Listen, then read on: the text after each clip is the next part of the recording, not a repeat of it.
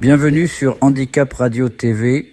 À Crans-Montana, en Suisse, l'incendie survenu dans la nuit du Nouvel An au bar-discothèque Le Constellation a provoqué un drame d'une ampleur exceptionnelle, faisant environ 40 morts et 119 blessés. Les propriétaires de l'établissement, Jacques et Jessica Moretti, sont d'origine corse. Jacques Moretti est originaire de Ghisonaccia, en Haute-Corse. Le couple, qui gère le bar depuis plusieurs années, affirme vivre un choc total depuis la catastrophe, déclarant ne plus pouvoir ni dormir, ni manger. Ils assurent que l'établissement avait été contrôlé à 3 reprises en 10 ans et que tout était conforme aux normes de sécurité en vigueur. Entendus par la justice suisse comme personne appelée à donner des renseignements, ils coopèrent pleinement avec les enquêteurs. Les premiers éléments privilégient la piste de bougies ou de feux de Bengale placés sur des bouteilles de champagne et approchés trop près du plafond. L'enquête se concentre également sur la mousse acoustique du plafond afin de déterminer si elle respectait ou non les normes anti-incendie.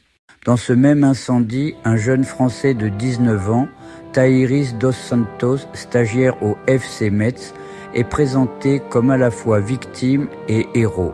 Présent à l'intérieur du bar au moment du départ de feu, il aurait aidé plusieurs personnes à s'extraire malgré la panique et la fumée, avant d'être lui-même gravement brûlé.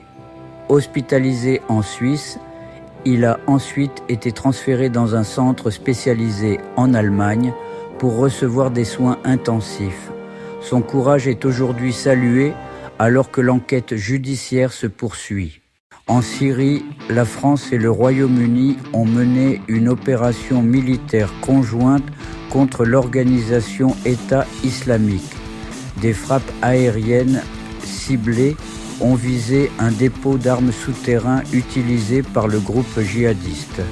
Les autorités françaises et britanniques indiquent que cette opération s'inscrit dans la lutte contre toute tentative de résurgence de l'organisation terroriste dans la région.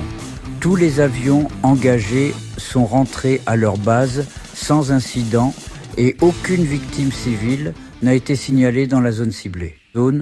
En Tunisie, une opération antiterroriste menée dans l'ouest du pays, dans une zone montagneuse proche de la frontière algérienne, a conduit à la mort d'un djihadiste recherché par les forces de sécurité. Lors de cette intervention, un policier tunisien a été mortellement blessé et est décédé des suites de ses blessures à l'hôpital. Le ministère de l'Intérieur a confirmé que les opérations se poursuivent afin de neutraliser les groupes armés actifs dans ces régions. En Allemagne, un important incident électrique touche Berlin. À la suite d'un incendie sur des câbles du réseau, environ 45 000 foyers et plus de 2000 entreprises du sud-ouest de la capitale sont privées d'électricité. Les réparations doivent durer plusieurs jours jusqu'à jeudi. Les autorités n'excluent pas un acte criminel et une enquête est en cours alors que les habitants doivent faire face à cette coupure en pleine période hivernale. En France, une baisse du prix de l'abonnement de tous les contrats d'électricité entrera en vigueur à partir du 1er février. Cette diminution est liée à la baisse d'une taxe sur l'acheminement de l'électricité. Selon le gouvernement, cette mesure permettra aux ménages de réaliser des économies annuelles et d'alléger également la facture de certains professionnels. Toujours en France, un 3e cas de dermatose nodulaire contagieuse a été détecté en Ariège dans un élevage bovin. Cette maladie virale qui touche les bovins entraîne des mesures sanitaires strictes. Des abattages ont été décidés dans certains élevages et une campagne de vaccination est en cours dans plusieurs départements du sud-ouest afin de limiter la propagation de la maladie suscitant une vive inquiétude dans le monde agricole.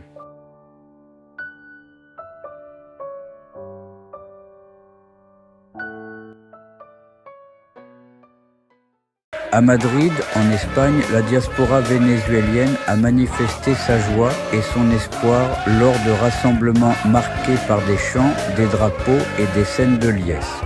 De nombreux Vénézuéliens vivant en exil disent se sentir proches d'un retour au pays après des années d'incertitude, espérant un changement politique et la fin de l'exil forcé.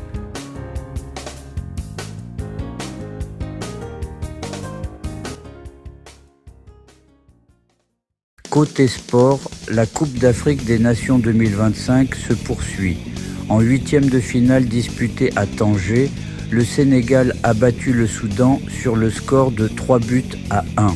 Menés rapidement au score, les Lions de la Teranga ont renversé la rencontre grâce à un doublé de Pape Gueye avant la pause. Puis, un troisième but inscrit en seconde période.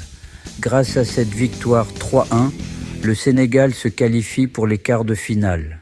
Dans l'autre rencontre très attendue, la Tunisie et le Mali se sont quittés sur un score de 1-1 à l'issue du temps réglementaire, puis de la prolongation. Le Mali s'est finalement imposé lors de la séance de tirs au but, remporté 3 tirs au but à 2.